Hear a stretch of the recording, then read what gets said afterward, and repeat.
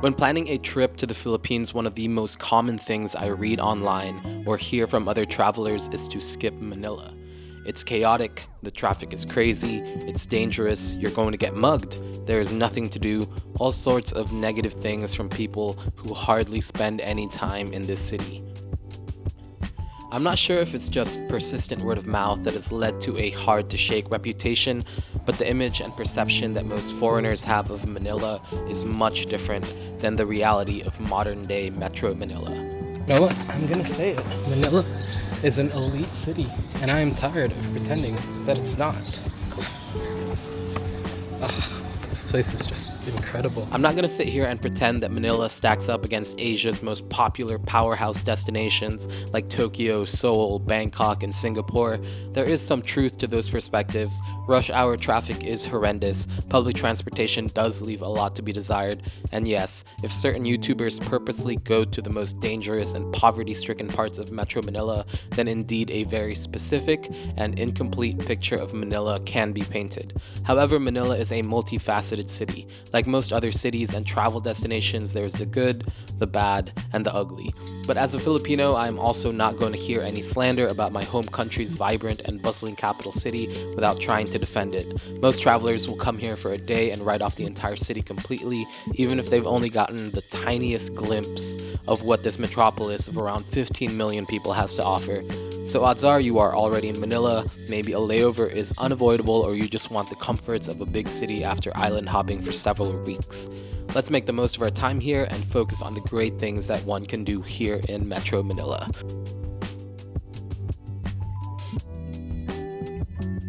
First of all, Metro Manila encompasses several distinct cities, each with their own unique atmosphere and offerings, from the street food capitals of Binondo and Tondo to the historic walled city of Intramuros and the more modern, futuristic districts like Bonifacio Global City, Makati, and Quezon City. As a traveler, it can be overwhelming deciding which part of the city to use as your home base. If you want to prioritize sightseeing, stay close to the walled city of Intramuros, putting you within striking distance of areas like Quiapo, Binondo, Tondo, and more.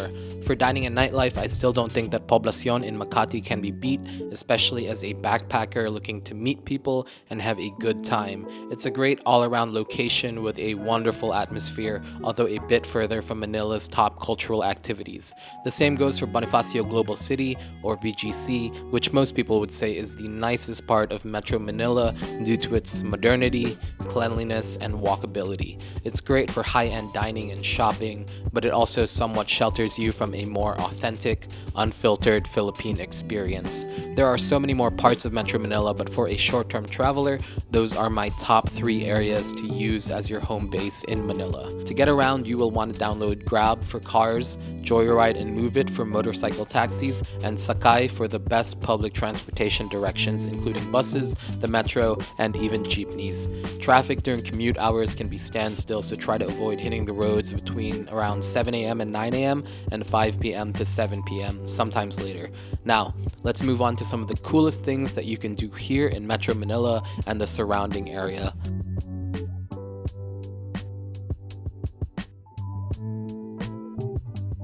Let's kick things off in Intramuros, the historic walled city filled with beautiful colonial architecture, bustling street markets, and some of the top touristic attractions here in Manila.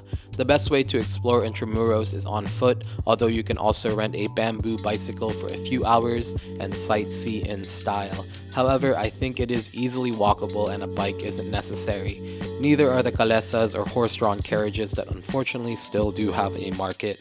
I've always explored Intramuros on foot, and I think aimlessly wandering is the best way to experience it. Don't listen to the hustlers and scammers trying to tell you that you're going the wrong way or there's nothing to see where you're walking towards.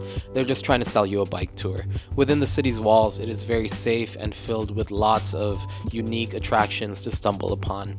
Of course, some favorites are the main plaza and the beautiful cathedral.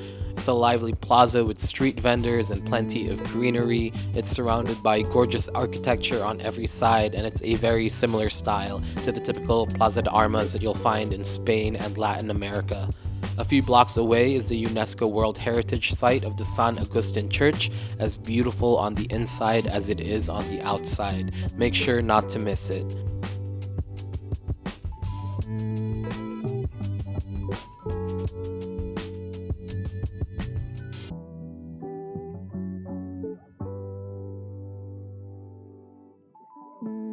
Fort Santiago is another top attraction here in Intramuros. On top of its beautiful setting, it's also a museum that gives a good look into Philippine history.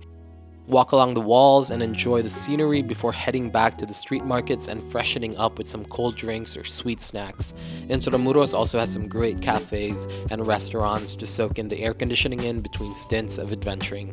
Don't leave Intramuros without visiting my favorite spot, the historic Kasa Manila, a traditional Philippine house that has been preserved and revitalized as a museum.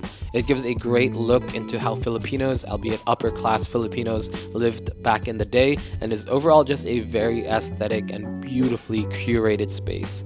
Again, there is more to Intramuros than just these top sites. I think some of the most beautiful buildings and streets don't show up on the typical travel to-do lists, so let your legs take you down every cobbled street of Intramuros and see what you find.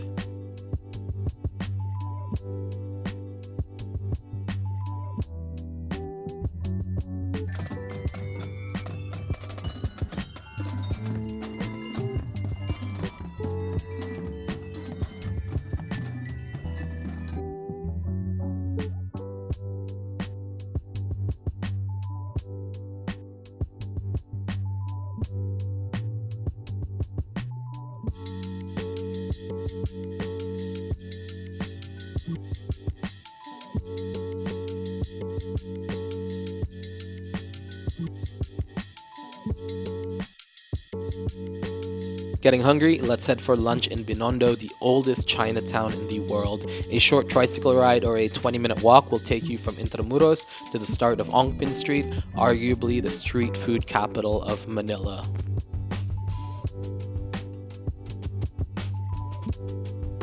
Regarding its status as a Chinatown, Binondo was officially founded all the way back in the 16th century, although the influence of Chinese immigrants to Manila were felt long before the Spanish colonists christened it as such.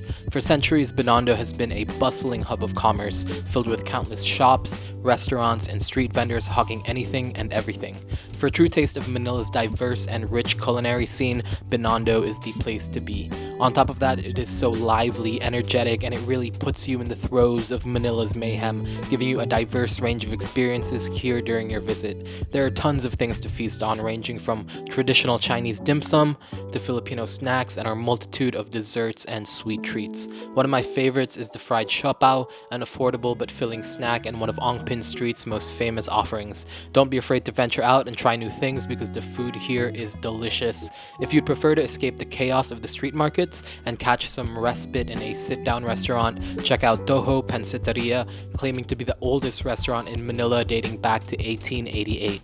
Legend has it that this was a favorite joint of Jose Rizal, one of the Philippines' most revered national heroes.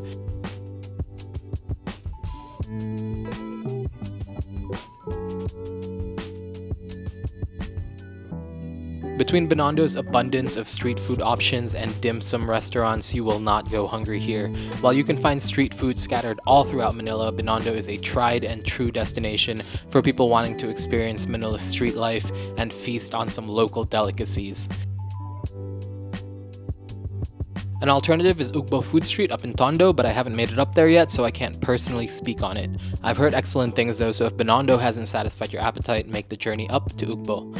Right next to Binondo is Quiapo, also filled with market streets and food vendors. It is a bit more chaotic and it doesn't have the hanging lanterns and colorful Chinese arches that decorate Binondo and really add to this beautiful atmosphere, but Quiapo is as local of a market experience in Manila that one can find.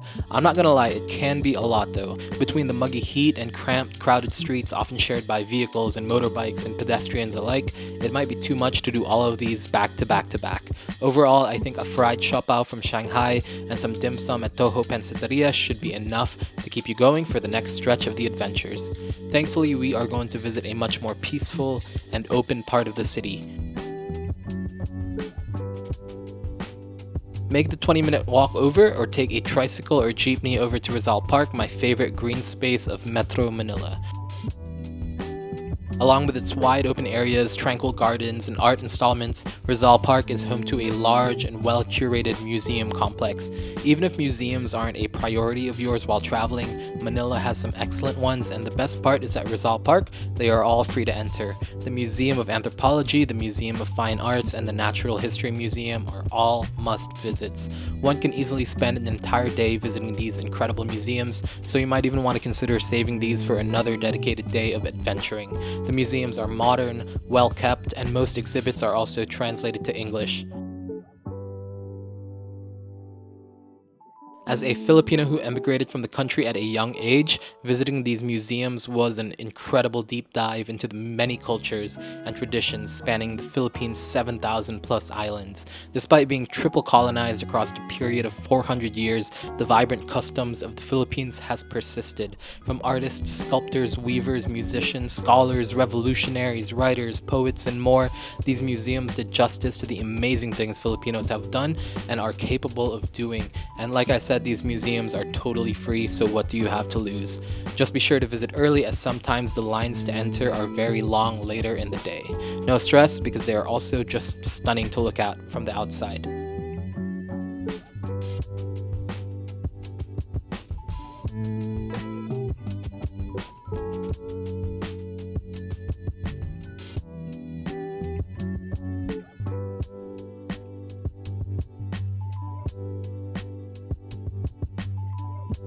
If you aren't interested in the museums or Filipino history, art, and anthropology, first of all, you are missing out, but I still think Rizal Park is well worth a visit. It is just an incredible vibe, and it's so lively here. Coming here in the late afternoon makes for an electric atmosphere, with Filipinos and foreigners alike coming to spread out across the park and have picnics and visit the museums, or simply just hang out and find a spot to chismis away from the urban jungle of Metro Manila. There are even areas of the park dedicated to street food and markets. Filipinos love to eat, and one thing is a guarantee: there will always be food nearby no matter where you are. Grab a juice or yet another snack and enjoy the remains of the day.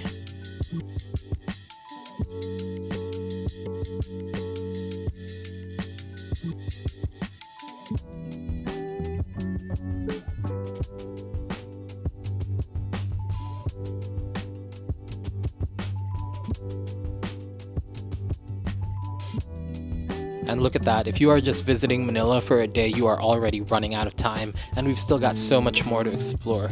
You've probably heard of Bonifacio Global City by now, and most foreign travelers will recommend it as if it were the only place that exists in Manila. And I don't blame them, I get it, it's an amazing neighborhood, and it shows the true potential of Manila if we were able to tackle some of the problems facing the city as a whole.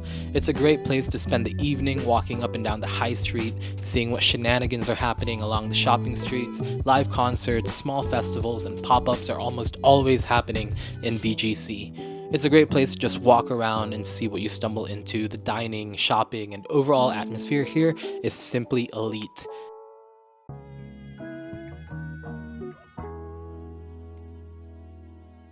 I won't spend too much time covering BGC because, like I said, it's probably already on your to-do list. So let's start a brand new day and move on to one of my favorite escapes from Metro Manila. Although Antipolo is technically outside of Metro Manila, it is just a short journey away by public transportation. Depending on where you're staying in Metro Manila, it can take only 30 minutes by taxi or a little longer by minibus to reach the breathtaking Pinto Art Museum. Looking at this place, it's hard to believe that it is in the Philippines. The architecture and soft white pastels are straight out of the Mediterranean. It is as peaceful of a place as one can find close to Metro Manila. Along with its numerous art galleries, the Pinto Art Museum has plenty of tranquil gardens to relax in, a handful of restaurants and cafes, and much more. It's not your average art museum, and for anyone passing through Metro Manila, I guarantee that it will be worth the day trip. The art galleries are jam-packed, and the creative styles of the many artists cover a wide range, showing off prowess in both traditional art forms and highly experimental and inventive contemporary art. It is a triumph for the Filipino art and cultural scene. I have an entire video covering the Pinto Art Museum, so be sure to check that out if you want to get more than just a quick glimpse of it here. Seriously, it is an amazing place to visit. One could easily spend the entire day here admiring the countless artworks, roaming through the gardens, sipping on iced coffees at the charming cafes, and having some elite cuisine from the restaurant.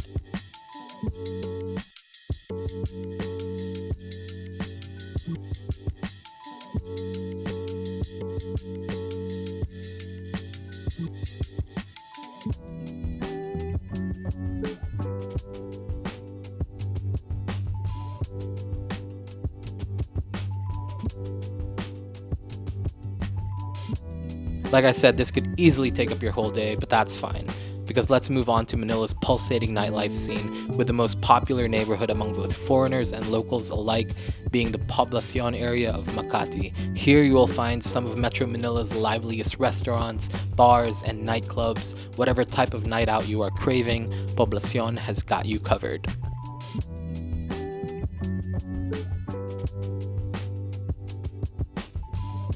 There is such a wide variety of nightlife options here. Once the sun sets, expect an electric atmosphere every single night of the week. A few of my favorites are the Spirits Library, a dimly lit bar featuring live music and a wide selection of liquors to choose from. Then there's Agimat at Ugat, a bar themed on Philippine folklore and mythology, from its interior decor to the experimental cocktails featuring traditional Philippine ingredients, like everyone's current favorite, the sweet purple yam, or ube.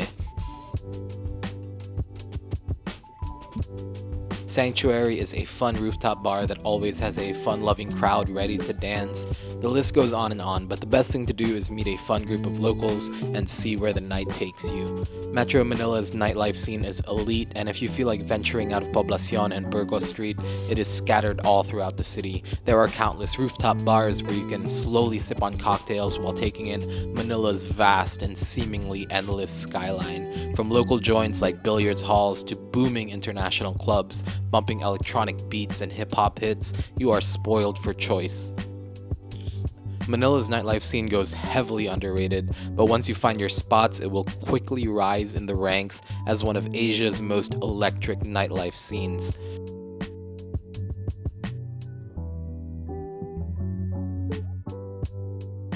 As you can see, there is much more to Metro Manila than meets the eye, and if you dig a little below the surface, you will see that it has much more to offer than its vast mega malls. It would take forever to cover all of the hidden gems here, especially because it is such a dynamic city with new things popping up seemingly every week. I've noticed that creatives and artists have really taken Manila by storm, and countless new art galleries, creative spaces, and experimental cafes, restaurants, and bars are appearing all throughout the city. Although it's got a ways to go, Manila is trending in the right direction, and I truly believe it won't be long before it becomes one of Asia's elite cities, and hopefully more than just a stopover city for travelers journeying from far away to experience the natural beauty and paradise beaches of the Philippines.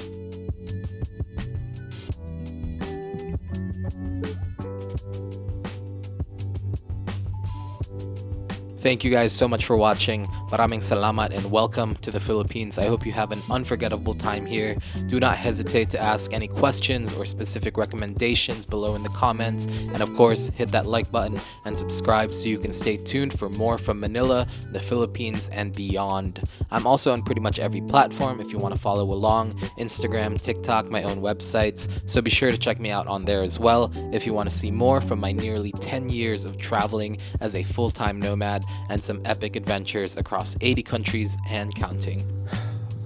This is the Philippines, baby.